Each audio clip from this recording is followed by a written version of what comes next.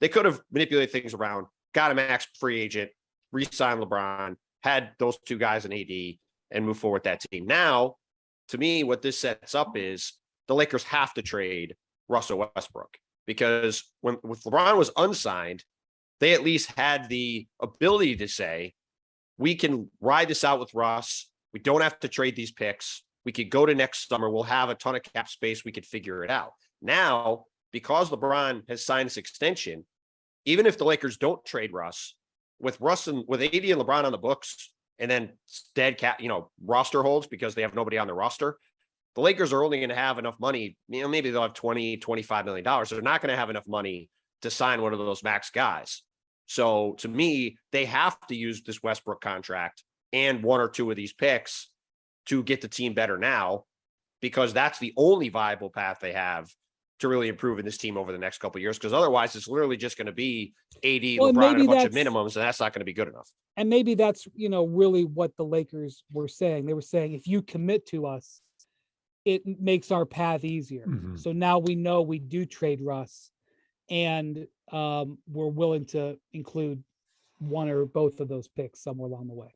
And just to answer your question real quick, the only guys they have on their roster next year under contract, besides LeBron and AD, are Damian Jones for $2.5 million and Max Christie for 1.7. So there's basically the rest of the roster is wide open.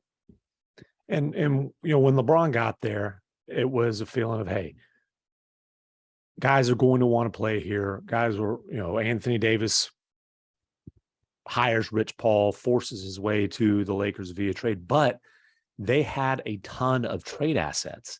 They had Brandon Ingram, they had Lonzo Ball, they had Josh Hart, they had, a full stockpile all of their picks. They had all the Lakers now, they've got those two picks, and Russ is a negative trade asset. So it's a totally different situation.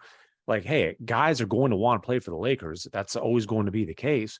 But the Lakers don't have the ammo to make a major splash in the trade market. Now, maybe they can parlay Russ into, trade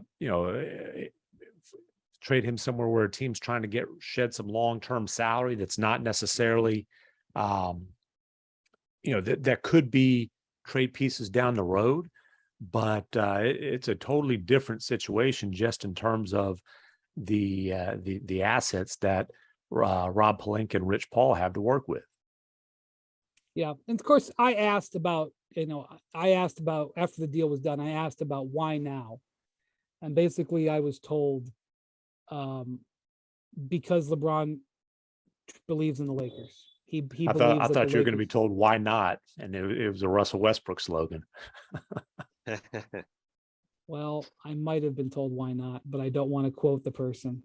So just LeBron believes in the Lakers. Long story short. Thanks for watching ESPN on YouTube. For live streaming sports and premium content, subscribe to ESPN+.